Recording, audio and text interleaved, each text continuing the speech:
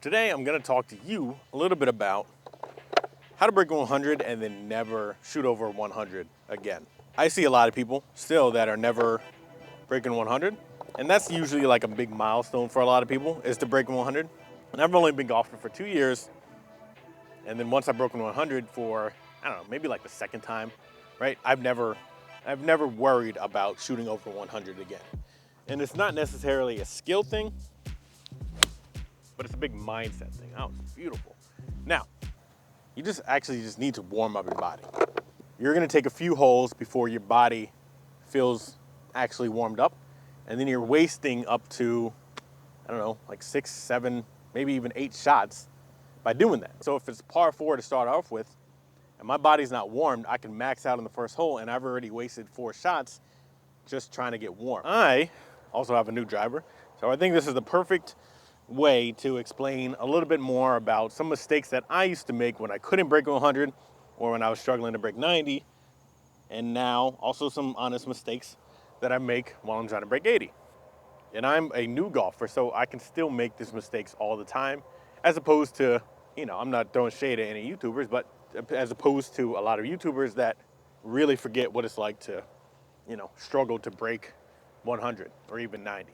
But I know even if I'm having a really bad front 9, I can shape it up to where I'm not going to shoot over 100. And I'll talk a little bit more about how I'm going to do that. So if my body is really, stiff and it's the first tee, what I don't want to do is come up here and try to rip a driver as far as I can. I just want to smooth one out there. The good thing about it on the first tee is you can give yourself a mulligan, because most people do, especially when you're trying to break 100. You're not going for any records. It's the first tee. Just do that. There we go. But I give myself a leeway of the first 4 holes to really determine what kind of round am I going to have today. I'm not going to full swing, so I'm going to hit a almost full swing, 54-degree, 90 yards. That was too far. That's it. That's fine.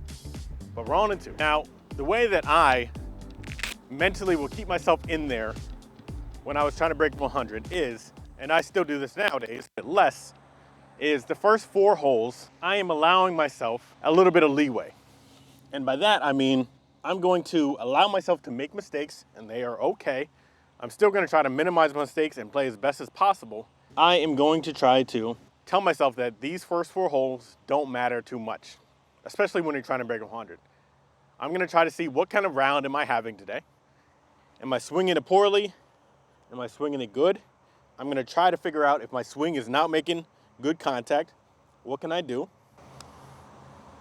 That is way not enough. What can I do a little bit better to start swinging it the way that I feel good? And I'm going to use these first 4 holes as kind of a practice hole. When you're trying to break 90, I will give myself 3 holes. And now when I'm trying to break 80, I'm giving myself 2 holes to really figure it out. Man. And a bogey is fine to start. And now I've warmed up and know the greens are this. I would generally never full swing a golf club, usually above like a 7-iron, and depending on how I'm feeling that day, up to a 5-iron. I have a 3-wood in my hand right now because I need to carry it. Ideally, I like to carry it around 230 out there. I'm not gonna full swing this, but I'm gonna try to chip this out there. And remember, when you need to carry it around, say a distance that is a little bit further than what you're used to, if it's a dry day like it is today, you can kind of add 10 to 20 yards onto what you need to carry it. Right? So if I wanted to go out 230 out there, I can carry this around 210, which is it's pretty much like a chipped 3-wood, right? Because my 3-wood, a full swing goes around 250, 260. So I'm just gonna try to chip this out there and leave myself in a good position. Or I could full swing a 5-iron, but I haven't hit any 5-irons today. So I'm gonna try to see how a chipped, nice soft 3-wood feels. That's pretty much perfect. Exactly where I wanted it, maybe a little bit short, but I didn't swing, full swing, and I were in a good position. One mistake that I generally see a lot of golfers make that aren't scoring well is they're trying to carry it as far as possible. Like I said before, never full swing unless you really need to, and you never really need to unless you're in the PGA, and you're not on the PGA. So, I'd rather club up and swing lighter than try to force a full swing with my current skill level, because when I full swing it, when you full swing it, you're gonna introduce a lot more mistakes and not hit it as flush, as opposed to hitting it a lot softer and really focusing on contact. If anything, it's gonna make the ball go further than normal. So don't try to carry it as far as possible. Try to hit it as accurate as possible. Oh, come on, man. That was going perfect. It just clipped that branch. That's fine. One thing that you don't want to get upset and get in your head about is when you have a good swing, it feels really good off the face, and a bad result happens. Like clipping that tree. That's just golf. That happens.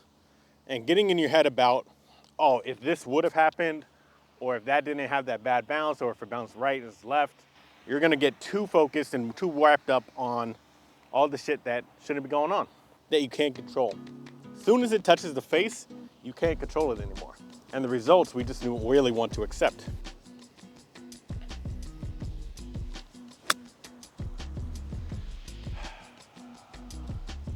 But you'll notice these first 3 holes, I'm just really getting a feel for where my game is at today. What ball flight am I getting? Is it fading? Is it drawing? How are my wedges doing? How is my putting doing? How is the course doing? But by doing that, I'm using all this knowledge. I'm not getting angry at the results. I'm accepting the results. I'm trying to play well, but I'm learning so I can apply it to the rest of the round. I'm gonna try to minimize as many big errors that I'm getting, but I'm going to accept that these first 3 holes are more of an information setting, so I can apply it to the rest of the round and really try to be a little bit more aggressive. But I'm not being stupid out here. I'm just learning, right? I'm not being stupid with the learning, because by being stupid with the learning, I can't actually, that was right in the heart, man. Oh, what a good putt. But by being stupid with the learning, then you're not actually learning. I'm not full swinging and allowing myself to say, oh, it doesn't count. I'm actually playing smart and accepting whatever results I get so I can apply it later. And then I'll focus a little bit more on, all right, I know this, let's do that. Some of the mistakes that I would make when I was not breaking even 90 was I was really worried about my swing and like the swing mechanics. When this is not the time to worry about swing mechanics, but I would be so stuck on watching YouTube swing videos and coaching videos, and there's a new swing tip every single day from the same channel that has been making videos for the last 10 years. There's not that many tips out there, right? So you can't change your swing too much. What you really want to focus on is accepting this is where the ball is going today. This is my swing today. That's fine. If I'm hitting a big old slice, today I'm playing the slice because I have to score with that slice. I'm not going to try to change that to a draw, because then I'm going to either end up hitting it straight, I'm going to hook it, I'm going to hit it out of bounds. And all you want to do when you're trying to break 100 and you're trying to break 90, and especially 80, is don't lose the ball and try to leave it in as, not as worst positions as possible. Not behind trees, obviously not out of bounds in the trees, because that's just going to add unnecessary strokes. So I know I can miss right. So for me, I can move the ball with my driver. So I'm really going to try to hit a fade, and if it fades too much, that's fine. If it doesn't fade, it's going to go straight down the left-hand side, and if I play it right, it's going to go right down the middle. I'm not going to play a draw, because if I hook it, it's going to go out of bounds. You don't really need to worry about that, but this is just how I think, and that's why I am trying to play the safest thing possible. If I knew I could only hit a draw with my driver and left is out of bounds, I'm not hitting my driver. The best case scenario is, let's just say 250 down there, right? Worst case scenario is I'm out of bounds. Now I'm adding unnecessary strokes. So I would just pull out the 3-wood, chip one out there. I would pull out a 6-iron, hit one out there, because that's going to leave me being safe. The first time I broke 100, I didn't use my driver. I only used irons off the tee. But now that I have confidence, I can use my driver where I want to. So I faded it too much, but like I said, it's safe over there. It's not in an ideal position, but I can hit it over the trees or punch it through the trees, and it's a par 5, so we have that stroke to kind of play with. Another mistake that I used to make, and I see other people make when they're not breaking 100, is when you're on a par 5, or say you even duffed a chip, duffed your tee shot and it went like 40 yards, you would take the longest iron or the club, the hybrid, the wood in your bag, and try to make up for the lost distance. So I'm on the other fairway, and I have about 250 yards left. I'm not going to pull out a 3-wood and try to hit that 250 yards because 1, I need to be accurate enough, and there's bunkers all around it. 2, there's trees in the way. So what I'm gonna do is I'm gonna take my medicine, and I would repeat that all the time. I'm just like, take your medicine, take your medicine, take your medicine. Do the smart shot. I'm gonna hit a 7-iron. I'm gonna try to get it over those trees. I'm gonna try to hit it around 180 out there and be fine, right? Because I feel like I'm pretty confident on doing that 9 times out of 10. The 1 time out of 10, where either I really duff this, but I'm not thinking about that, is good shot, bad result. It hits those trees. Even if it hits those trees, I still should have a good shot left after that. So I'm working my way up onto thinking, what is the worst case scenario here? And what do I feel confident in? I'm choosing a confident club. I'm choosing my 7-iron. I'm not choosing my 4-iron because my 4-iron has not been working out lately.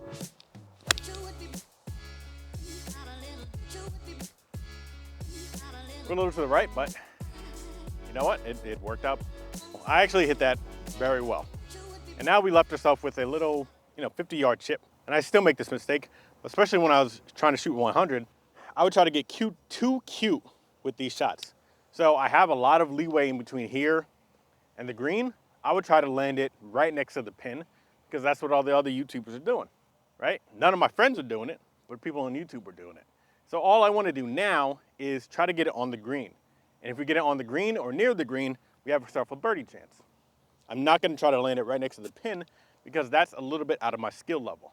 Get it on the green and we're happy, or at least around the green, to give ourselves a good par shot. We don't need birdies, we need pars. And when you're trying to break 100, you don't need pars, you need bogeys. Okay, we're fine there. I'm gonna hit another shot with a pitching wedge to show that if I don't have, a 56 or a 60 degree that I feel comfortable with, you can just hit a pitching wedge. And this is probably the safer shot for most people, is just bump it out there. So that was a bad strike, but you know what? We're on the green. And honestly, that's actually pretty good. Bad strike, but pretty good result. The chip wasn't perfect, but we leave ourselves with a par. One other tip that I found really works for me, and really worked for me in the past, I don't do it as much now, is honestly pretend like you're on YouTube or commentating and just speak about the shot that you're gonna hit, because it helps you visualize what you wanna do. And it also tells your body, hey, this is what we're gonna do. So I have about 145 yards to the front, 150 to the middle. The flag looks like it's a little bit in the back. So I'm gonna hit a pitching wedge out there. I'm gonna hit a hard pitching wedge, because that's what my mind and body is telling me to do. Regardless of the result, I'm gonna accept that, hey, this is what I feel confident with right now, but I'm gonna visualize a slight draw out there and landing it on the green. Is that gonna happen? Yes.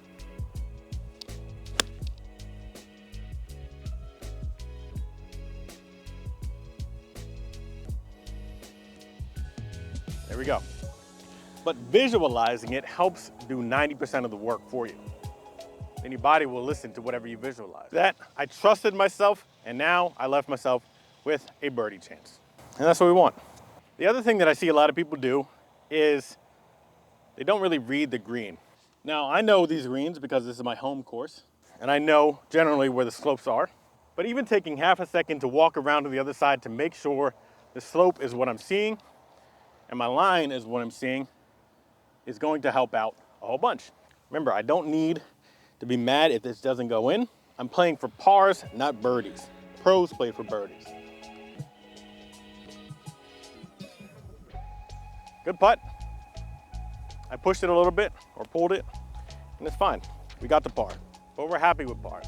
Never be mad with the result of whatever the shot is. I'm going to try to hit a little less fade because the last one faded too much, but the fade feeling has been working.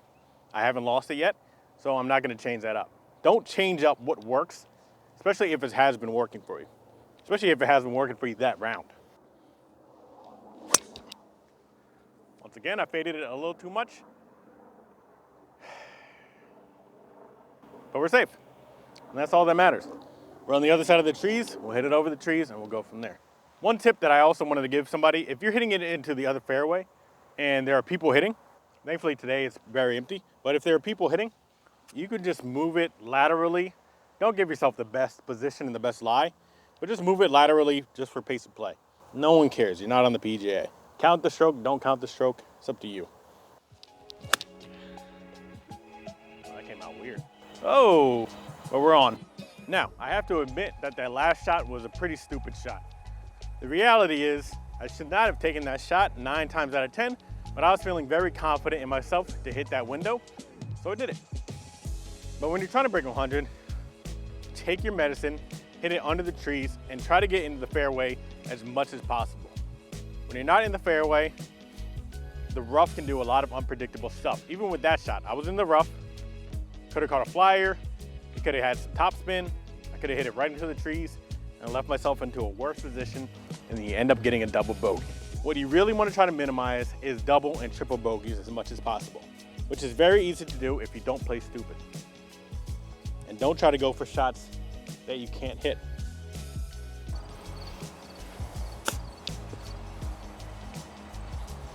When I say it's very difficult to not break in 100, I mean it. Once you know how to break in 100, is you realize how many shots you were thrown away on poor decisions. Oh, that was a bad putt. One bad decision that people make with their golf swing, especially off the tee, is trying to hit the ball dead straight. Maybe once out of 10 shots you hit it dead straight and you feel good. By trying to hit it dead straight, you introduce a two-way miss, at least for me. That's why I've been trying to hit a fade and sticking to the fade, because I can miss both sides. The reason why I don't hit my normal draw today is because I have a new driver and I'm worried about hooking it to the left by not having enough spin on it. But a lot of people try to hit a dead straight shot, and that's introducing a two-way miss because you don't have the skills to hit it dead straight. Most people don't. Play the shot shape that you were having that day and just be happy with it. Oh, I still left it out to the right. But you could tell I left it out to the right because I was very afraid of hooking it left. And I need to clear my mind of those thoughts. So once again, I am on the other fairway and I have a 7-iron in my hand. Why? Because it's been working for me all day, hitting from the other fairway, so I'm gonna do it again. I feel comfortable hitting a draw. So I know for me, with this shot right here, I can hit a draw at the right end of that tree and be fine. If I could not hit a draw, I would punch it under those trees and take my medicine. So we're gonna see if this was a stupid decision or not. If you need to work on your alignment, I made another video about this, but just make a little dot on the floor, you know, and now that's where I wanna hit. That's at least where I wanna start the ball and I wanna bring it back from there. So now when I'm over it, I know my target is right there. I'm going to try to start the ball right there.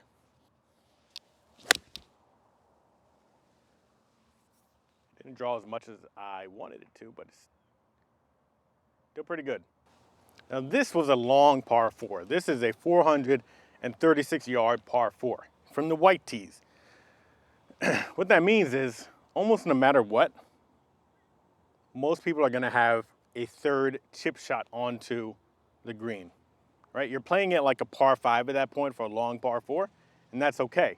So even if I punch it out over there and hit one onto the green or near the green, or if I did the shot where I hit it over here and lit it on the cart path and dropped it over here, I'm gonna have that third shot onto it. And we don't need perfect, we just need adequate.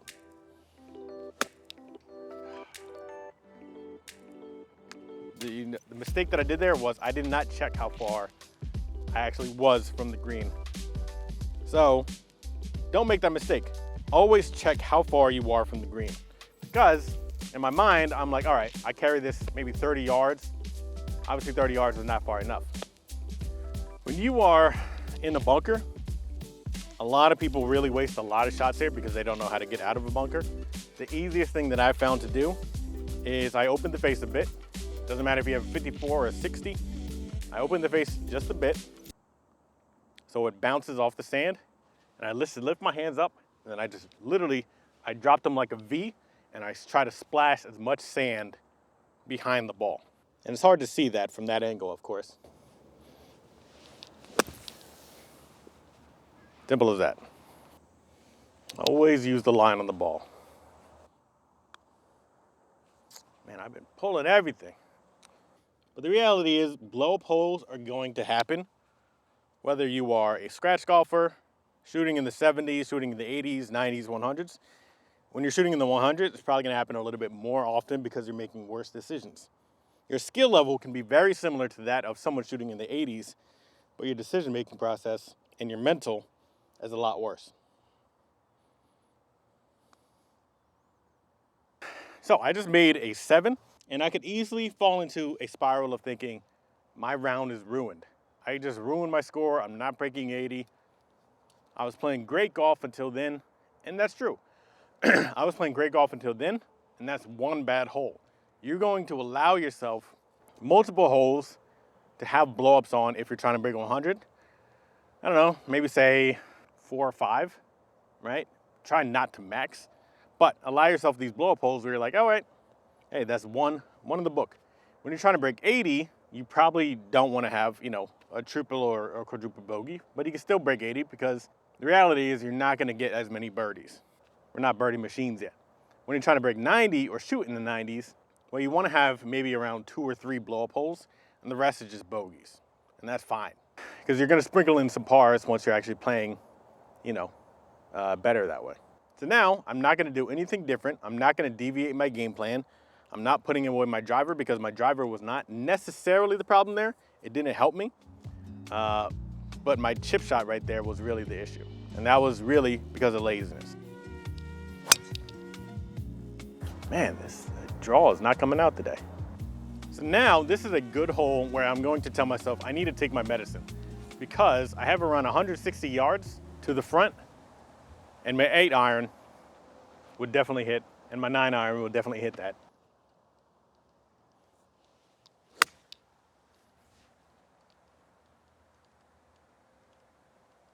It rolled up much more than I wanted it to, which is still fine. Thing is, now I got to chip over this bunker, which is not a problem. I checked my distance this time, and now I just need to get it on the green. One job, just get it on the green. I'll tell you exactly what was going through my mind. What was going through my mind was, it's very hard right here, so I was worried about the club bouncing off the green, bouncing off the ground, and then the ball sailing the green. What I should have done, the ground is really hard, I just go toe down and I swipe it, just like that, and that would have been much better. All right, class, so what did we learn today? So, today I played a lot more recklessly than I normally would if I was really trying to go low, because I have this new driver and I wanted to use it. But I figured that was a good opportunity to show people that generally are shooting in the 100s, what they usually do by using a driver every single hole. If you saw the other videos, I always advocate, if you haven't broken 100 yet, don't even use the driver. If you're like me, or today, you use the driver on every single hole. What did we learn? 1, I didn't use the driver on any hole where I knew my miss was gonna go out of bounds. This is a very open course, very forgiving, in the essence that, yeah, I'm gonna be behind some trees, but I'm not gonna be out of bounds. I may have to punch it out, but I'm not gonna be out of bounds. Take my medicine when you need to, because you don't need to be aggressive, especially when trying to break 100 or trying to break 90. Especially when you're trying to break 80, you don't need to be aggressive. You need to play safe, smart. There was a lot of dumb decisions that I made that turned out pretty well, but there was also the hole where I got you got a little bit lazy. And if you get a little bit lazy each hole, you end up with a blow-up hole like I did. I made one lazy mistake with the chip from 40 yards away. Because of that, I maxed out on the hole. And now I'm playing bogey golf when I had, I think, 2 bogeys before that for 7 holes. Check your numbers every time that you have a chance. Don't hit it out of bounds. And honestly, try to keep it in the fairway as much as possible. If I was really trying to keep it in the fairway at all times, I would just hit a 6 iron. That's my confident club, but I'm confident with my driver. Even though the results have not been where I wanted today, because this is a new driver. Hopefully that makes sense. Let's see if I can do my normal swing. Hopefully, there's no one out here, so even if I hook it, we should be all right. Here we go. I smashed that. Oh man. I didn't do that the entire round. In the fairway. Let's go count how far that was. Okay, Well, I didn't hit that as far as I thought. It was 295. I mean, that's still good. But the reason why I didn't try to do that all day was because I was much more afraid of hitting my draw and it going duck hook left, and that's way far compared to a fade. Fucking flies are biting me. But compared to a fade, where it's going slightly out of bounds into the other hole. So, you know, those are the mistakes that I make today. Trying to use the driver every single hole. Hopefully you learned something. I got more videos coming out. I don't know when this video is going to be out, but I got more videos coming out. And tell me what you want to see. Also, comment below, what mistakes are you making in your round?